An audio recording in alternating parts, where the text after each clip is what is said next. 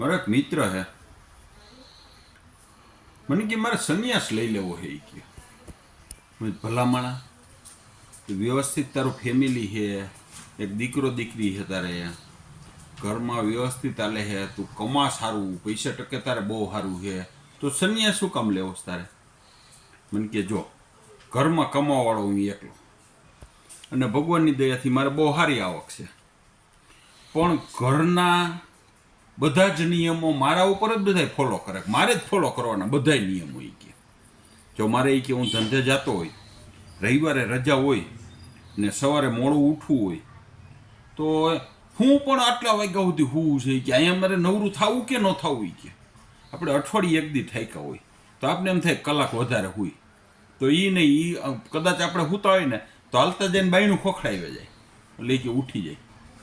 પછી સવારે ઉઠીને આપણે નાસ્તો કરતા હોય, અઠવાડિયે એક વખત બટર કે ઘી કે ખાવાનું મન થાય આપણું, અને જો એમાં જાજો પડી ગયું, હું પણ હવે પેદા જેવા થઈ જા હોય એ કે, અને અત્યારે ઘીના ભાવ સાંભળ્યા હે તમે? એ કે એટલે એમાંય આપણે પાછું નાખી દેવાનું મન થાય એમાં. એ કે પછી ઉનાળો હોય અને એસી ચાલુ કરીને સૂતા હોય, આપણે રવિવારે બપોરે ને આરામથી સૂતા હોય ને તો 4 વાગે આવીને સીટ પાડી જાય.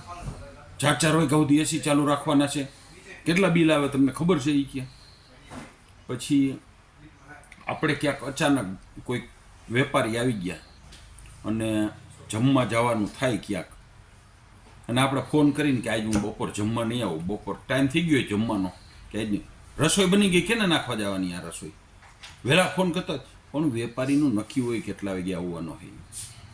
અને આ જ પરિસ્થિતિ મારો છોકરો એ કે કોલેજમાં ભણે છે ને, એને ક્યાં કોઈ મમ્મી હું જમવા નહીં આવું, કાંઈ વાંધો નહીં, તમતા તારી રોટલી કે હું હાંજે ખાઈ જઈશ, શાક કરીને ખાઈ જઈશ. આવું એમાં થાય કે આપણામાં એવું કંઈ ફેરફારો ન થાય. પછી આપણે ક્યાંક જમવા જવું હોય બહાર, અને થોડોક આપણે વહેલા નવરા થઈ ગઈ, ફોન કરે હાલને જ આપણે બહાર જમવા જઈએ, આજ નવરા નથી અમે કે અહીં કામ ખોલીને બેઠા અહીં નવરા હોય. પછી 2-4 દિવસ પછી પાછો એનો ફોન આવે, આજે હાંજે આપણે જમવા જવાનું, ત્યાં આપણે નવરા ને તો હું ધંધો જ કરો છો, અમારા હાટું કંઈ ટાઈમ કાઢ્યો? એ કે પણ આજ મારે કામ છે, એમ ન હોય, તમારે ટાઈમ કાઢવો પડે અમારા હાટું. પછી ઘણી વખત કંઈક એવા નાના મોટા કામ હોય ગામના, અને આપણે ધંધામાં નવરા ન હોય ને આપણે એને એક્ટિવાય લઈ દીધું હોય, તો એમ કે ભેગું આવવું જોઈએ, પણ મારી પાસે ટાઈમ નથી. હું ટાઈમ નથી, આખી જિંદગી ધંધો જ કરવાનો છે, ઘરનું કંઈ કામ નથી કરવાનું? આવા તરત પ્રશ્નો થાય. પછી ક્યાંય દોસ્તારું ભેગું આપણે પ્રોગ્રામમાં જવું હોય, એને ફોન કર્યો કે આજ પ્રોગ્રામમાં જાઉં, નકરા એકલા જ પ્રોગ્રામમાં હોઈ જવું, અમારે અહીં શું કરવાનું? પછી ક્યારેક એવું બને કે ફેમિલીનો પ્રોગ્રામ, એટલે આપણે ફોન કરીએ કે આપણે બેયને પ્રોગ્રામમાં જાઓ, જો હું નથી આવવાની ના પાડી દેજો, મારે કાંઈ પ્રોગ્રામમાં આવવું નથી, મારે અહીં કામ કેટલું છે. એટલે આવા બધા જ નિયમો મારા એક ઉપર જ કે મારે જ ફોલો કરવાના, બીજા ઘરમાં કોઈને ફોલો જ નહીં કરો, એટલે મારે સંન્યાસ લઈ લેવો હોય. મેં કીધું ભાઈ, આવા ઘરે ઘરે પ્રશ્નો હોય, આના હાટું સંન્યાસ ન લેવાનું, માણવાનું હોય, માણી જ લેવાનું હોય. અને મારા બહેનો બધાને આવી વિનંતી છે કે આપણા ઘરની અંદર એક વ્યક્તિ કમાતો હોય તો એનું થોડુંક હાટલી શાંતિથી, એકદમ કોમળ હૃદયથી એનું ધ્યાન રાખવું, એની અપેક્ષાઓ શું છે એના વિશે વિચારવું.